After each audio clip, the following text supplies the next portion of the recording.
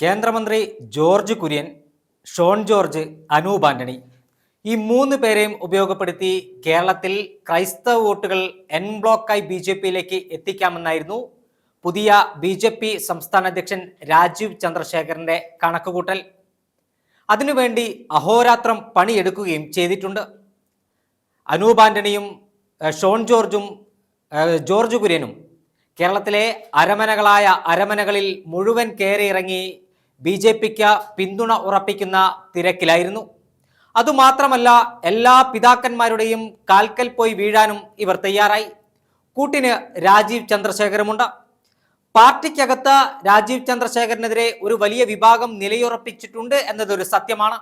എന്നാൽ ഇവരുടെ എതിർപ്പെല്ലാം ക്രൈസ്തവ വോട്ടുകൾ എൻ ബ്ലോക്കായി ലഭിക്കുന്നതിലൂടെ മറികടക്കാൻ കഴിയുമെന്നായിരുന്നു രാജീവ് ചന്ദ്രശേഖറിന്റെ കണക്കുകൂട്ടൽ. മധ്യ കേരളത്തിൽ കോൺഗ്രസിന്റെ വോട്ട് ബാങ്കായിരുന്നു ഒരു കാലത്ത് ക്രൈസ്തവ വിശ്വാസികൾ. എന്നാൽ ഇപ്പോൾ കാര്യങ്ങൾ അങ്ങനെയല്ല. എൻ ബ്ലോക്കായി കോൺഗ്രസിന് ലഭിച്ചുകൊണ്ടിരുന്ന ക്രൈസ്തവ വോട്ടുകൾ ഇപ്പോൾ ചിതറിയിരിക്കുകയാണ്.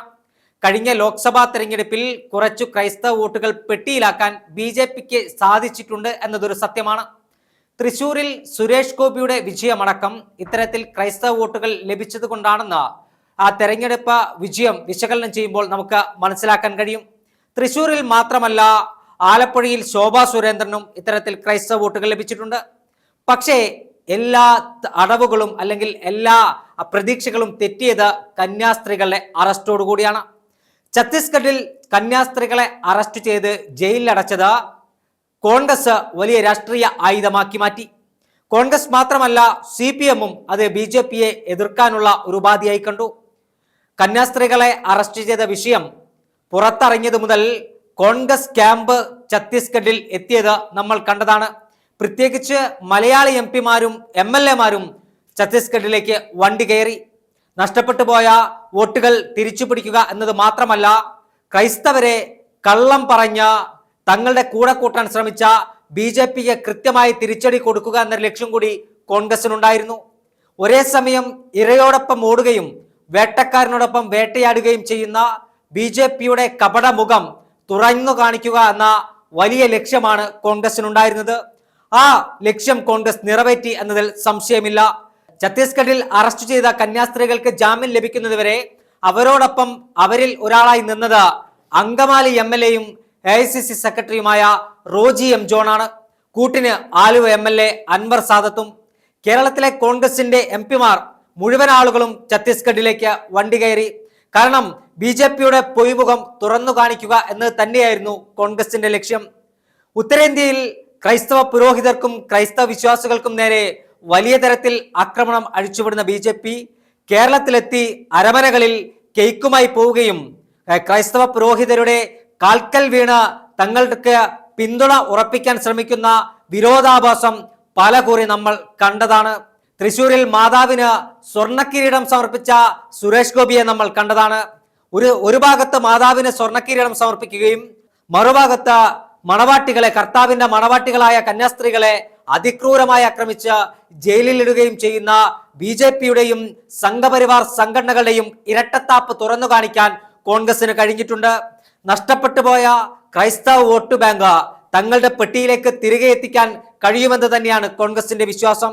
അതായത് BJP-യുടെ ക്രൈസ്തവ പ്രേമം ഇരട്ടത്താപ്പ് മാത്രമാണെന്നും വോട്ട് ബാങ്ക് ലക്ഷ്യമിട്ട് തങ്ങൾക്ക് സ്വാധീനം ലഭിക്കാൻ, ക്രൈസ്തവ വിശ്വാസികൾക്കിടയിൽ സ്വാധീനം ലഭിക്കാൻ ആട്ടിൻതോലണിഞ്ഞ ചെന്നായകളെ പോലെയാണ് BJP പ്രവർത്തിക്കുന്നതെന്നും അവസരം കിട്ടിയാൽ കന്യാസ്ത്രീകളെയും മതപുരോഹിതരെയും ആക്രമിക്കാൻ സംഘപരിവാർ സംഘടനകൾക്കും BJP-ക്കും യാതൊരു മടിയുമില്ലെന്ന് ഉത്തരേന്ത്യയിൽ നിരവധി തവണ തെളിയിച്ച BJP-ക്കാർ കേരളത്തിലും അത് തങ്ങളുടെ കയ്യിൽ അധികാരം ലഭിച്ചാൽ അത് എടുത്തു പ്രയോഗിക്കുമെന്ന സന്ദേശമാണ് നൽകുന്നതെന്ന് ക്രൈസ്തവ വിശ്വാസികളെ ബോധ്യപ്പെടുത്താൻ കോൺഗ്രസിന് കഴിഞ്ഞിട്ടുണ്ട്.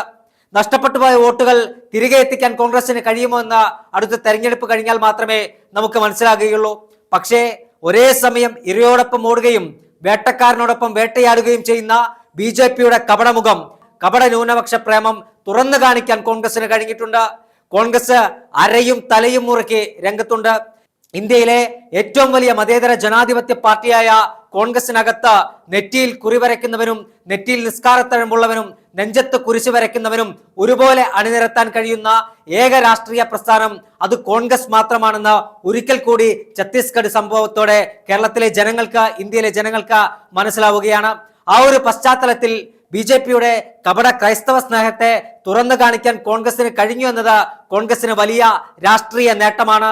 എന്തായാലും ഷോൺ ജോർജും അതോടൊപ്പം ജോർജ് കുര്യനും അനൂപ് ആന്റണിയും അടങ്ങിയിരിക്കുന്നില്ല. നഷ്ടപ്പെട്ടു പോയ ക്രൈസ്തവ വിശ്വാസം ഏത് വിധേനയും തിരിച്ചെടുക്കാനാണ് അവരുടെ ലക്ഷ്യം. പക്ഷേ കാര്യങ്ങൾ പഴയതുപോലെയല്ല. ക്രൈസ്തവ പുരോഹിതന്മാരും മതമേലധ്യക്ഷന്മാരും സഭാവ്യത്യാസമില്ലാതെ BJPയുടെ ഈ ഇരട്ടത്താപ്പ് തിരിച്ചറിഞ്ഞു കഴിഞ്ഞു. ഇനി അരമനകളിലേക്ക് കേക്കുമായി ചെല്ലുന്ന BJP നേതാക്കന്മാരെ ഇരുകൈ നീട്ടി സ്വീകരിക്കാൻ പുരോഹിതന്മാർ ഉണ്ടാവില്ലെന്ന വ്യക്തമായ സന്ദേശമാണ് അവർ നൽകിക്കൊണ്ടിരിക്കുന്നത്.